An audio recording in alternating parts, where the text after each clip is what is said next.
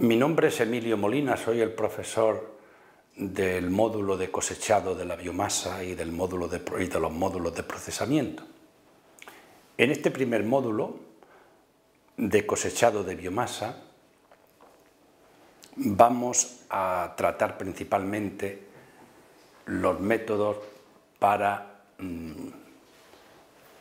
intentar eliminar la enorme cantidad de agua que tiene un cultivo de microalgas. En los módulos anteriores ustedes han visto cómo se producen las algas y el cultivo de microalgas no tiene en condiciones normales de operación más de 1 o 2 gramos por litro. Quiere decir que de 1 litro de cultivo tenemos 1 o 2 gramos de biomasa. Por tanto, eliminar esa enorme cantidad de agua pues es costoso y no es fácil, y desde luego no se pueden utilizar o se tienen que utilizar lo mínimo posible la eliminación de agua por métodos térmicos, porque el calor de vaporización del agua es enorme y si tenemos que utilizar energía para eliminar el agua, el proceso se hace prácticamente insostenible. En esta primera parte, por tanto, vamos a ver los métodos iniciales de intentar eliminar agua y continuaremos con otro segundo módulo de cosechado de la biomasa de microalgas. Posteriormente veremos los módulos de procesamiento de ese lodo que hemos podido concentrar en estos 2 primeros módulos. El guión de la clase, una introducción inicial, y prácticamente la clase va a estar centrada en el estudio de la coagulación, floculación seguida de la sedimentación, y al final haré unas recomendaciones. En la agenda aparece la deshidratación en rojo porque ese va a ser el objetivo del segundo módulo de cosechado.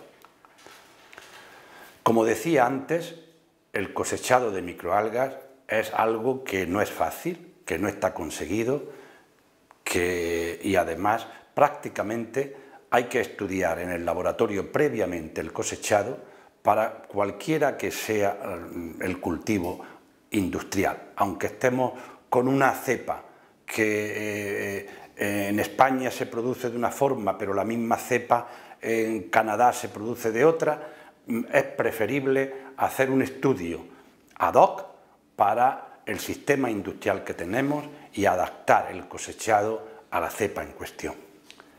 ¿Por qué? Pues porque estamos hablando de un microorganismo que es muy pequeño, que no tiene más de 2-15 micras, que prácticamente flota y tiene la misma densidad prácticamente que el agua y por tanto la velocidad de sedimentación es muy pequeña y como les decía, la concentración de biomasa es muy pequeña.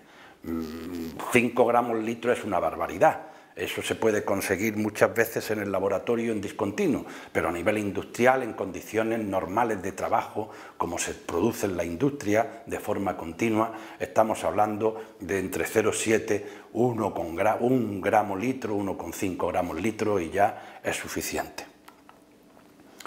Por tanto, tenemos que eliminar muchísima agua y prácticamente el secado térmico está prohibido. Intentar eliminar agua desde el principio mediante la energía es prácticamente una ruina económica debido a la enorme cantidad de energía que gastamos.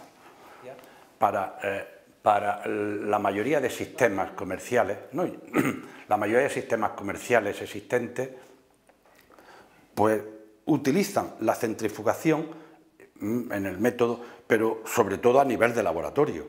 A nivel industrial, dependiendo un poco de si el producto es de alto valor, de medio valor, si puede soportar el producto los costes, desde el principio se esté utilizando la centrifugación, prácticamente no se debe de utilizar la centrifugación hasta que no tengamos un lodo concentrado. Por tanto, para productos de mediano, desde luego para productos de mediano o de bajo coste, la centrifugación no se hace desde el principio, se requiere una preconcentración. Una preconcentración que es obligatoria, desde luego, para productos de bajo coste o productos que se venden a granel, como puede ser el biodiesel, como puede ser biofertilizantes, etcétera, y está claro, hay consenso a nivel mundial entre toda la industria de que la coagulación, floculación seguida de una sedimentación es el procedimiento adecuado para estos productos de bajo costo. El fundamento de la coagulación-floculación está en esta figura que tenemos aquí. La célula esa gris, redonda, significa una célula de microalga que generalmente está cargada negativamente en su superficie y obviamente pues, los contraiones existentes en el caldo de cultivo que rodea esa célula, que hay aniones y hay cationes, pues los cationes tienden a neutralizar esa carga negativa que rodea la superficie de la célula. Lógicamente, una vez que se ha formado esa primera capa pues, de iones positivos, y hace como de pantalla para que más iones positivos se acerquen a la superficie de la célula, porque la célula sigue estando negativa y sigue intentando arrastrar a iones contra iones hacia ella. Pero por otro lado, los iones positivos repelen a los propios iones positivos. El resultado al final es que se produce una capa de difusión, como estáis viendo, y que va esa capa de difusión prácticamente tiene un espesor en el que la concentración de iones positivos e iones negativos separados de la superficie de la célula se iguala. Lógicamente se crea un potencial eléctrico porque hay más cargas positivas por un lado que por otro y por tanto ese potencial eléctrico de esa capa de difusión que se origina está caracterizada por el potencial Z. El potencial Z en definitiva es una medida de la movilidad eléctrica en un campo eléctrico de la célula. Pues bien, se pueden utilizar coagulantes, que son sales metálicas, de hierro, de aluminio principalmente, y sobre todo compuestos orgánicos, polímeros orgánicos, que pueden ser catiónicos, la mayoría catiónicos, pero también lo hay aniónicos y los hay neutros, para intentar flocular, agrupar esas células y que intenten sedimentar, formar una masa mayor y por tanto que intente sedimentar esas células. ¿Cómo se hace eso? Añadiendo una determinada dosis de un floculante determinado, que los hay muchos y sobre todo en la industria, y agitando intensamente, como se ve en esta figura, durante unos cuantos segundos, pero intensamente, y luego dejar con mucha suavidad, una agitación muy suave, que esos flóculos que se han formado al echarle nosotros el coagulante lo que hace es desestabilizar esa capa de difusión que se forma alrededor de la célula, que he explicado en la transparencia anterior. La desestabiliza y entonces, con esa agitación suave y después de haber echado el coagulante, se van agrupando, se forman flóculos y, por tanto, mayor peso y mayor velocidad de sedimentación y termina sedimentándose en el fondo del recipiente que contiene ese cultivo. O sea, que los tres pasos son, fundamentalmente, añadir el floculante una dosis determinada, agitar fuerte durante unos cuantos segundos, a continuación ya durante aproximadamente 30 segundos, con una agitación muy suave, dejar que se sedimente. Esto hay que hacerlo siempre, como he dicho, o deberíamos de hacerlo siempre para hacerlo bien, dependiendo del sistema de cultivo en el que estemos trabajando. ¿Y esto cómo se hace a nivel de laboratorio? Muy sencillo, con una serie de probetas, una probeta, concretamente una, en el método que voy a explicar de King Robert, una probeta, añadimos un litro de cultivo, que tiene una concentración X, 1 gramo litro, por ejemplo, y añadimos una dosis determinada de un coagulante. Agitamos intensamente durante un tiempo muy pequeño y dejamos sedimentar ahora los flóculos que se van formando. Y vamos midiendo cómo va evolucionando la altura, medimos la altura inicial cuando le echamos el litro de caldo de cultivo. Vamos midiendo cómo va disminuyendo la altura del caldo de la interfase de sobrenadante y cultivo más concentrado, que cada vez va disminuyendo la altura y cada vez está más concentrado el cultivo. Vamos tomando nosotros, pues, cómo va evolucionando esa altura que va disminuyendo con el tiempo, lo vamos anotando y luego hacemos la representación que tenemos debajo, una representación. Y ahora, mediante esta fórmula que tenemos a la derecha, que relaciona la altura en cada momento, h sub i, para cada tiempo t sub i, esa ecuacioncilla, que sale muy fácil, en definitiva, como veis, es la ecuación de una recta. O sea, hacemos pendientes en determinadas posiciones temporales, en determinados tiempos, y de la pendiente, que como veis es negativa, calculamos la velocidad de sedimentación, lo que baja o lo que disminuye la altura con el tiempo, esa es la velocidad con que... Y de la ordenada en el origen, h sub 0 por c sub 0 partido por c, calculamos la concentración, de forma que con ese simple experimento tenemos una relación entre la velocidad de sedimentación y la concentración que va cambiando, porque va cambiando el espesor de ese lodo que se va formando. Y ahora, a continuación, con la ecuación general para el cálculo de un sedimentador que tenemos ahí en la parte inferior, podemos determinar el área. ¿Para qué? Podemos determinar el área para sedimentar un caudal L sub 0, que tiene una concentración C sub 0, para llevárnoslo hasta una concentración C sub n. Por ejemplo, un caudal C sub 0, pues 1 gramo litro, hasta 30 gramos litro. Pues ya está, ya conocemos L sub 0, C sub 0, C sub n. Y ahora vamos sustituyendo valores de la ecuación que hemos calculado anteriormente, V en función de T, de C, vamos poniendo V. Para este V y esta pareja de V y de C tenemos un área. Para otra pareja de la velocidad de sedimentación y C tenemos otro área. Para otra pareja tenemos otro área. Y tenemos una columna de muchas áreas. Y entonces cogemos el área más grande. El área más grande porque así es conservativo el cálculo. Ya hemos calculado el sedimentador y hemos pasado con ese sistema de una concentración de 1 gramo litro a un lodo no muy concentrado, pero que tiene aproximadamente 30 gramos litro.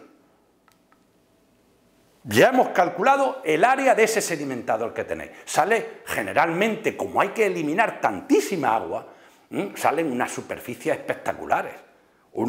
Pero espectaculares, como veis, ese sedimentador es parecido al que hay en los sistemas de tratamiento de aguas residuales por lodos activos que hay en todas las ciudades.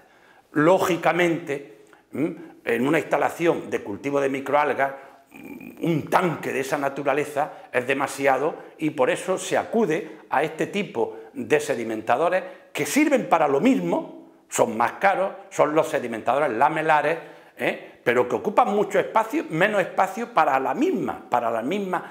¿Por qué? Pues porque tienen dentro unas láminas, la tecnología es más sofisticada que la de un sedimentador normal y el recorrido que tienen que hacer los flóculos para chocar con la superficie sólida y sedimentar es menor y por tanto se utiliza mucho en biotecnología de microalgas, en las instalaciones industriales, ese tipo de sistema de cosechado, los sedimentadores lamelares.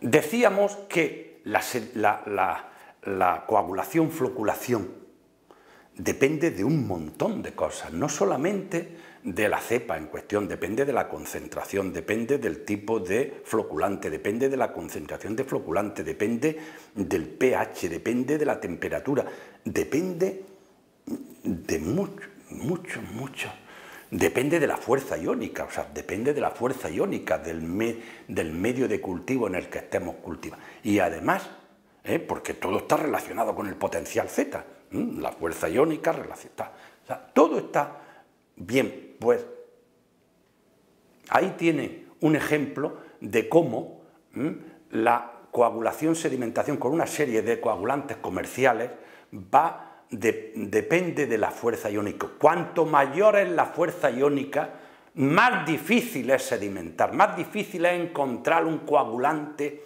que tenga una eficiencia adecuada. Fíjense cómo a medida que aumenta la fuerza iónica disminuye, 0,7 moles por litro es la concentración salina del agua de mar. Por tanto, para las microalgas de agua de mar, microalgas marinas, encontrar floculantes adecuados es mucho más complejo que para microalgas de agua dulce. Decíamos que para cuantificar este proceso de coagulación, floculación, sedimentación, utilizamos el concepto de eficiencia del proceso este en sí misma, que en definitiva es la relación entre el peso o la masa de células que recuperamos en el lodo del sedimentador y la masa total de células que cargamos. O sea, si cargamos 1 litro y que tiene 2 gramos, pues si abajo tenemos 1,8 gramos y cargamos 2, pues sería 1,8, que es lo que tenemos en el lodo, y 0,2 gramos, que es que se ha ido por el sobrenadante. Pues de esa forma se calcula la eficiencia. Y luego está el factor de recuperación, que es la relación entre la concentración del lodo. El lodo tiene 30 gramos litro y la concentración inicial que entra en el sedimentado, 1 gramo litro. Pues el factor de recuperación será 30:1:30. Esto hay que hacerlo siempre, y aquí tienen un ejemplo de la dificultad de encontrar floculantes adecuados para una microalga marina.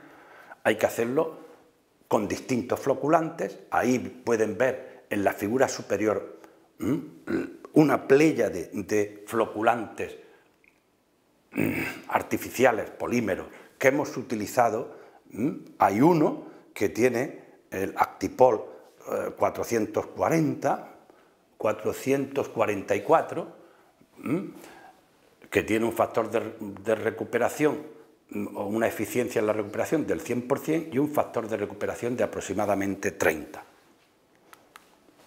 Y esto también hay que hacerlo con distintas concentraciones de biomasa, porque unas veces el cultivo tendrá 1 gramo litro, otras veces 0,5 gramos litro, otras veces 2 gramos litro. Por tanto, esto hay que hacerlo también para saber que no podemos estar cambiando permanentemente de floculante o de dosis.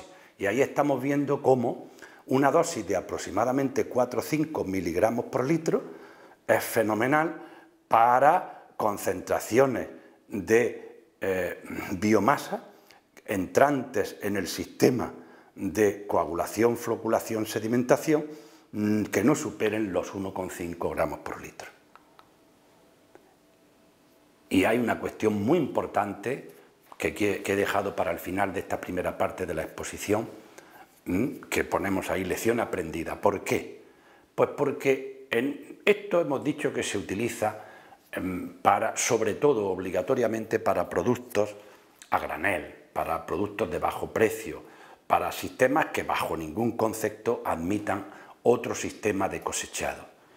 Por tanto, y se gasta muchísima agua. Por tanto, hay que intentar recircular todo el sobrenadante que podamos. Y hay que hacer un estudio de ver si el sobrenadante que lleva algo, puede llevar trazas o puede llevar no tantas trazas de floculante, puede dañar al recircularlo al cultivo y por tanto fastidiarlo. Y aquí tenemos un estudio hecho en discontinuo, en el laboratorio, a muy pequeña escala. Hemos cogido sobrenadante y lo hemos añadido los nutrientes que le faltaban. Y a la vez hemos cogido el mismo cultivo y en vez de concentrarlo mediante coagulación, floculación, sedimentación, hemos filtrado. Ahí no hay ningún tipo de coagulante. Pero el sobrenadante que ha salido del filtrado, le hemos echado también los nutrientes que le faltan. Hemos hecho exactamente lo mismo, pero en un lado hacemos un cultivo en el que las células están en contacto con un medio que no ha tenido contacto con el sobrenadante, con el floculante, Y la línea roja representa un cultivo exactamente lo mismo, pero en el que las células han tenido contacto con el sobrenadante. Y pueden ver que en este caso concreto, ese coagulante pues no daña, no es tóxico para el cultivo. Con esto damos por concluido. Bueno, quisiera comentar que en estos dos capítulos, en el capítulo 14 del libro este de Amos Rismond, The Handbook of Microalgal Culture, está todo lo que acabo de decir y más, y en el capítulo 10 de este libro editado por Michael Borowiecka, en el capítulo 10 también está todo esto que acabamos de decir, probablemente con más extensión de los colegas de la Universidad de Adelaida.